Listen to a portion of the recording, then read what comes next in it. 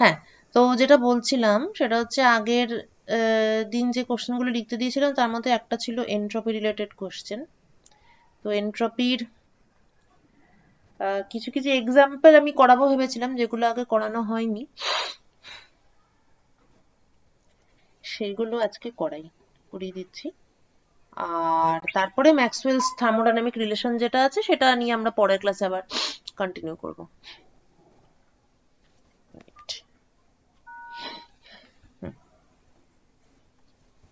আচ্ছা, তো এন্ট্রপির কনসেপ্টটা অ্যাকচুয়ালি এসেছে প্রাইমারিলি কার্নো ইঞ্জিন থেকে। কার্নো ইঞ্জিনটা কি? কার্নো ইঞ্জিন ইজ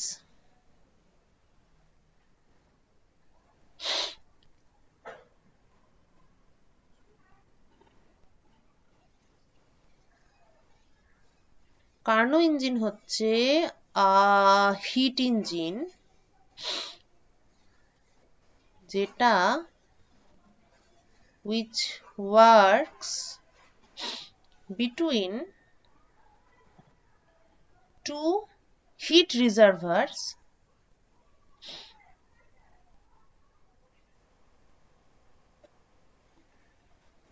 ঠিক আছে, একটা হটার আর একটা কোল্ডার। যেটা হটার সেটাকে তো বলা হয় সোর্স, এখান থেকে হিট রিসিভড হয়। এবং যেটা কোল্ডার সেটাকে বলা হয় সিঙ্ক, এখানে হিট রিজেক্টেড হয়। ঠিক আছে, তো যে কোনো standard basic model of heat engine সেটা দুটো আলাদা আলাদা টেম্পারেচারের হিট রিজার্ভারের মধ্যেই কাজ করে। এবার কার্নো ইঞ্জিনের বৈশিষ্ট্যটা কি? দ্য এন্টার প্রসিডিওর, মানে একটা হিট ইঞ্জিন মানে তো তার তো কিছু স্টেপ থাকে, সংকোচন হবে, প্রসারণ হবে, টেম্পারেচার কনস্ট্যান্ট থাকতে পারে, বা টোটাল হিট এক্সচেঞ্জটা জিরো হতে পারে। তো এই যে যতগুলো স্টেপ হবে বা পুরো যত অ্যাক্টিভিটি হবে এই হিট ইঞ্জিনে, সেই প্রত্যেকটা অ্যাক্টিভিটি হচ্ছে থার্মোডাইনামিক প্রসেস। তো তারা সবাই হচ্ছে রিভার্সিবল। ঠিক আছে, এইটা হচ্ছে কার্নো ইঞ্জিনের বৈশিষ্ট্য। নাও আচ্ছা, এবার কার্নো ইঞ্জিনের 4টে স্টেপ থাকে। PV diagram, pressure along y axis এবং ভলিউম অ্যালং এক্স অ্যাক্সিস। আচ্ছা, স্টেপ 1 হচ্ছে পয়েন্ট এ থেকে গ্যাসের প্রসারণ হয়ে পয়েন্ট বি তে গেল। ওকে, পয়েন্ট এ তে যখন ছিল, ধরি তার ভলিউম ছিল V1, সেখান থেকে পয়েন্ট বি তে এলো, তার ভলিউম হলো V2। এই পুরো প্রসেসটা আইসোথার্মাল প্রসেস। ধরা যাক টেম্পারেচার T1 এ পুরো প্রসেসটা ঘটেছে। এবং আচ্ছা, এবার ইঞ্জিনটা কিরকম দেখতে সেটা একটু বলি, তাহলে ব্যাপারগুলো বুঝতে একটু সুবিধা হবে। এটা হচ্ছে গিয়ে একটা সিলিন্ডার নেওয়া হয়েছে, যেই সিলিন্ডারের পুরো ওয়ালটা, মানে সাইড ওয়ালটা, এটা হচ্ছে সাইড ওয়াল। তো এই সাইড ওয়ালটা ইনসুলেটিং, কিন্তু এটার তলাটা আমি মানে চেঞ্জ করতে পারি। তো প্রথমটা অর্থাৎ স্টেপ 1 যখন আমি করব, তখন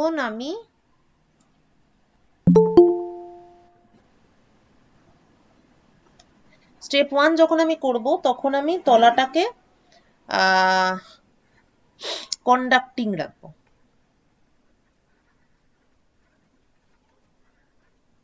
তাহলে কি হলো, একটা সিলিন্ডার যা সাইডটা হয়তো কাঠের তৈরি, তলাটা হয়তো কোনো একটা ধাতুর তৈরি।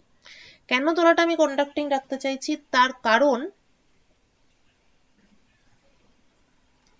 এই তলাতে আমি একটা হিটার রাখবো। আগেই বলেছি যে দুটো হিট রিজার্ভারের মধ্যে হিট ইঞ্জিন কাজ করে। তো হট রিজার্ভার যার টেম্পারেচার কিনা T1, সেটা সেটা আর কি স্টেপ 1-এ সেটা কাজে লাগছে। তাহলে স্টেপ 1-এ আমি কি করছি, একটা সিলিন্ড্রিক্যাল কন্টেনার যার সাইড ওয়ালটা কাঠের তৈরি এবং তলাটা কোনোটা ধাতুর তৈরি, তার মধ্যে আমি একটা গ্যাস রেখেছি এবং একটা পিস্টন চাপা দেওয়া আছে। তলাটাতে আমি হিটিং সিস্টেম রেখেছি এবং সেই জন্য তলাটা আমি একটা কোনো থার্মালি কন্ডাক্টিং একটা মেটেরিয়াল বা প্ল্যাটফর্মের উপর আমি এটাকে বসিয়েছি। ঠিক আছে, তাহলে হিটিং সিস্টেম আছে। এবার আমি হিট দিলাম, কতটা হিট দিলাম, amount of heat given is Q1, এতটা হিট সিস্টেমে ঢুকলো, তার ফলে গ্যাস আয়তনে প্রসারিত হলো এবং পিস্টনটা উপর দিকে উঠে গেল। এই হচ্ছে গল্প। ঠিক আছে, এবং যেহেতু এই হিটারের টেম্পারেচার T1, সো পুরো সিস্টেমটাই এখন T1 টেম্পারেচারে আছে। এই প্রসেসটা আইসোথার্মাল প্রসেস।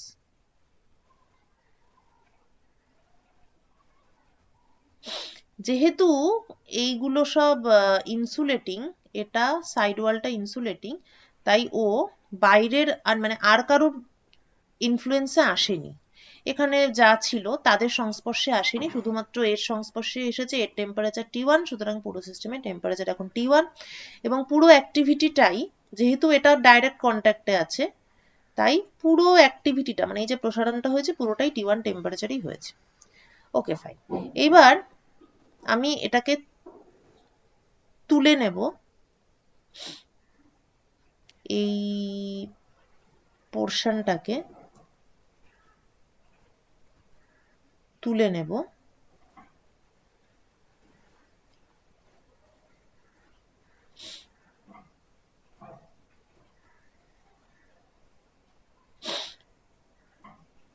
তুলে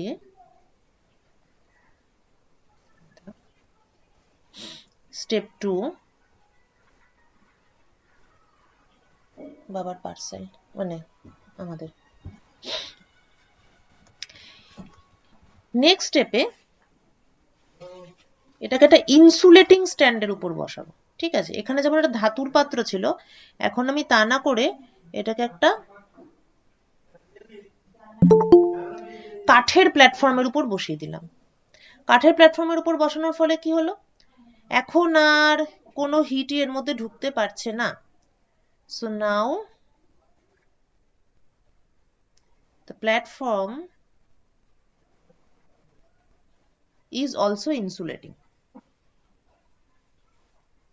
এই অবস্থায় কিন্তু প্রসারণটা চলছে, মানে এখানে তো গ্যাসটা গরম হয়ে পিস্টনটা উপর দিকে উঠছিল, তো এই উঠন্ত অবস্থাতেই আমরা মানে যেই না ভলিউম V1 থেকে V2 হয়ে গেছে, সাথে সাথে আমরা এটাকে তুলে একটা ইনসুলেটিং স্ট্যান্ডের উপর বসিয়ে দিয়েছি। সুতরাং এখন আন্ডার ইনসুলেটিং স্ট্যান্ড, তাহলে এবার কি হলো, এদিকটাও ইনসুলেটিং, এদিকটা ইনসুলেটিং ছিলই, সঙ্গে এদিকটাও ইনসুলেটিং হয়ে গেল। তার মানে আর এখানে কোনো হিট ঢুকছে না, অথচ প্রসারণ হচ্ছে। তাহলে স্টেপ 1-এ ছিল আইসোথার্মাল এক্সপ্যানশন,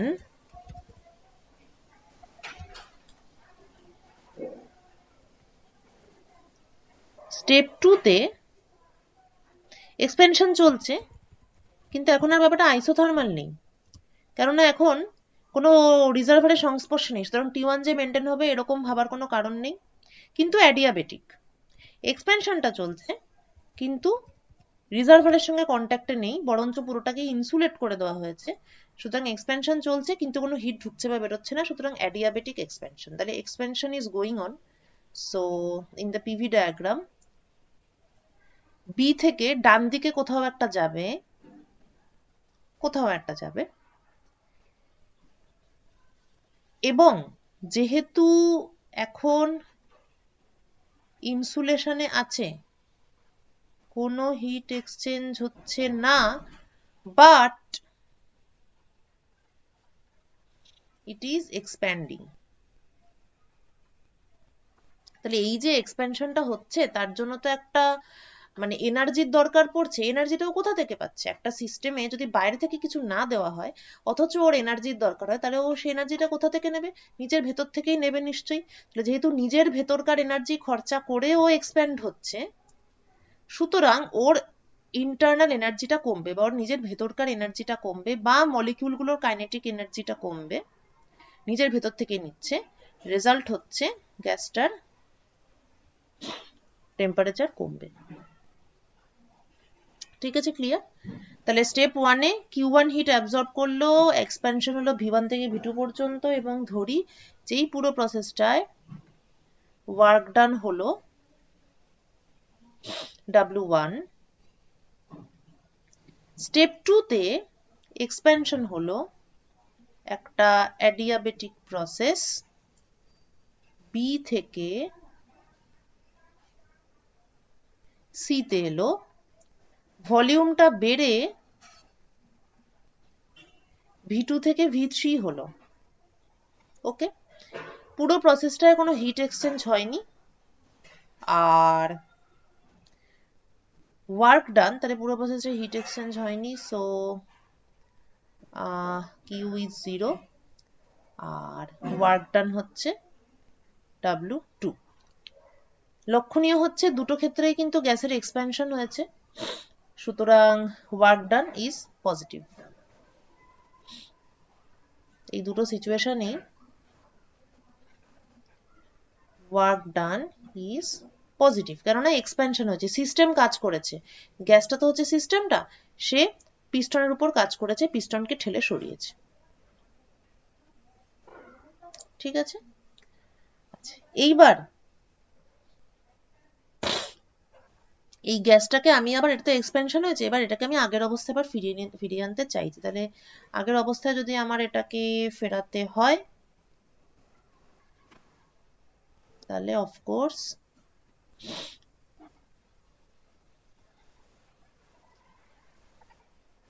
স্টেপ 3, তাহলে আমাকে কি করতে হবে? কম্প্রেস করতে হবে। এক্সপ্যানশন হয়েছিল,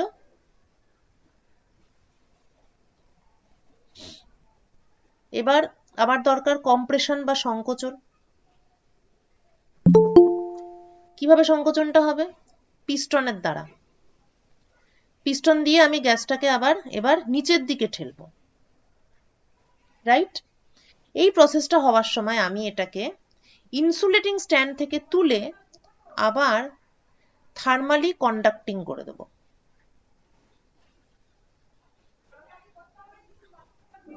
অর্থাৎ আমার প্ল্যান হচ্ছে এখন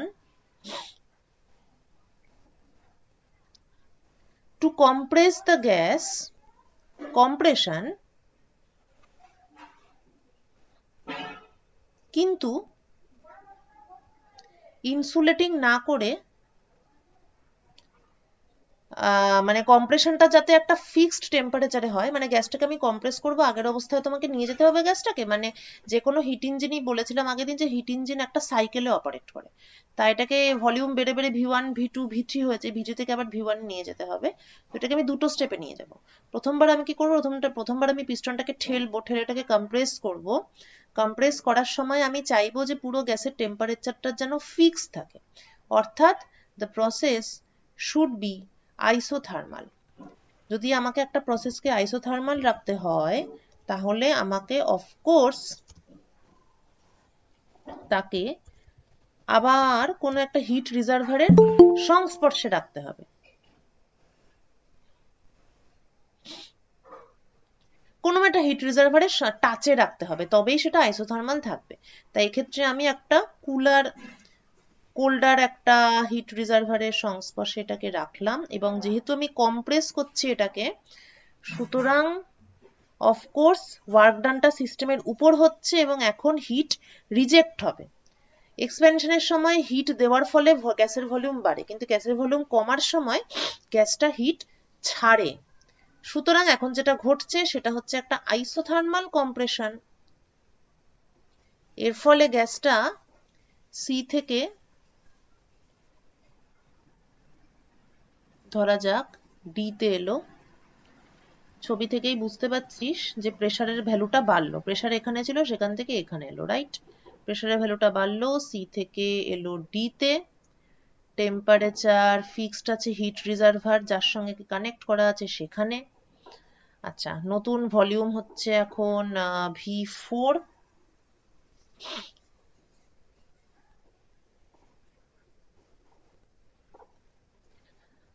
পুরো প্রসেসটাতেও হিট রিজেক্ট করছে, ধরি তার অ্যামাউন্ট হচ্ছে Q2 এবং অ্যামাউন্ট অফ ওয়ার্ক ডান। এখন কিন্তু কাজ হচ্ছে সিস্টেমের উপরে।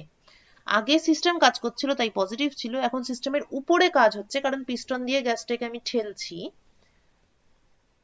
সুতরাং -W3 ওয়ার্ক ডানটা। তারপরে লাস্ট স্টেপে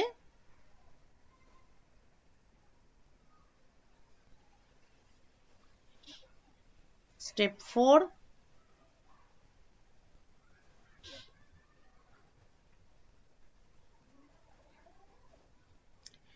আবার এটাকে একটা ইনসুলেটিং স্ট্যান্ডের উপর বসিয়ে দিলাম বা মাঝখানে একটা কাঠের লেবেল ঢুকিয়ে দিলাম। কম্প্রেশনটা কিন্তু চলছে, ঠিক আছে, কম্প্রেশন চলছে, কিন্তু সিঙ্ককে এখন সরি নিচে যে মনে কর তামার একটা পাত ছিল সেটার জায়গায় একটা কাঠের ডিস্ক ঢুকিয়ে দিলাম, তাহলে এখন আর কোনো হিট এক্সচেঞ্জ হবে না। So total heat exchange is 0। সুতরাং now the process becomes adiabatic, কোনো হিট এক্সচেঞ্জ হচ্ছে না। আর ঘটনাটা কি ঘটছে, কম্প্রেশনটা চলছে। কম্প্রেস করে এটাকে আমি ইনিশিয়াল স্টেটে নিয়ে যেতে চাইছি। যে কোনো হিট ইঞ্জিন মানেই একটা কমপ্লিট সাইকেল, অর্থাৎ সেটা অরিজিনাল পয়েন্টে ফিরে আসে। অরিজিনাল পয়েন্টে ফিরে আসার ফলে ওর ইন্টারনাল এনার্জির চেঞ্জটা 0 হয়, ঠিক আছে, কারণ ইন্টারনাল এনার্জি শুধুমাত্র স্টেটের উপর ডিপেন্ড করে, it is a state function. তো লাস্ট স্টেজে আমি V4 থেকে আবার ফিরে এলাম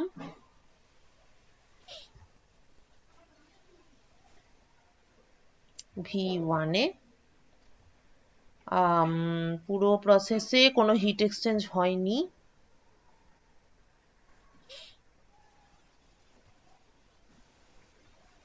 এটা আবার এখানে কি করে উঠে এলো?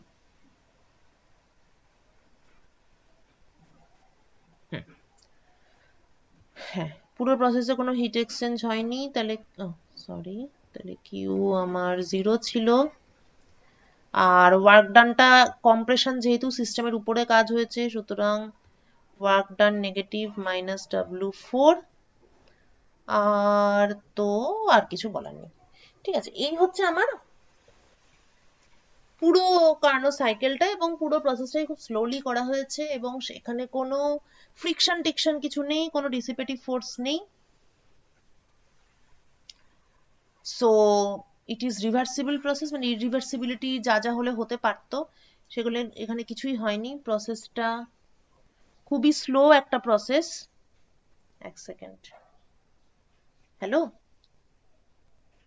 হ্যালো হ্যালো, আজকে আজকে আসবে না? না না, আজকে তো যাব না, আমি ক্লাস নিচ্ছি অনলাইনে, কালকে যাব। ও, আচ্ছা ঠিক আছে, রাখছি। হ্যাঁ ঠিক আছে, টাটা।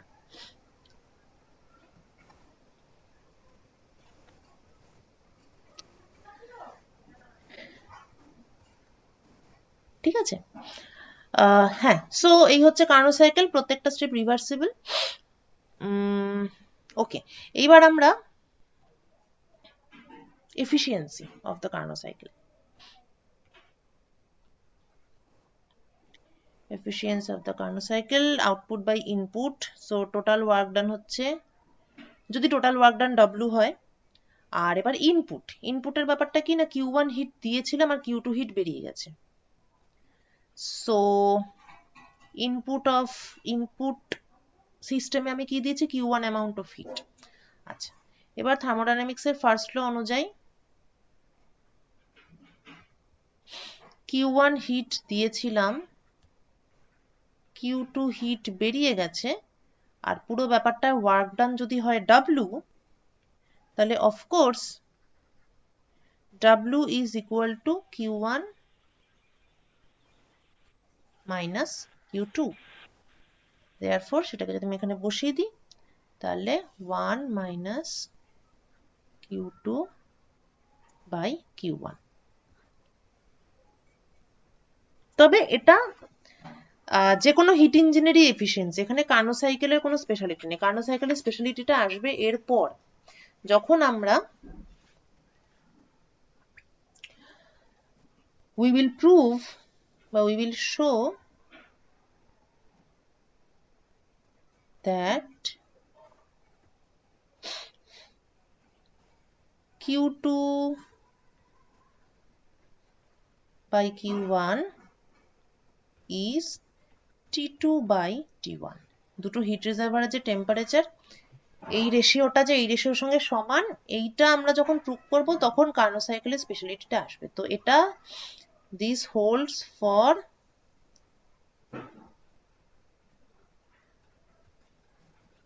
রিভার্সিবল ইঞ্জিন অনলি, অর্থাৎ কার্নো ইঞ্জিন।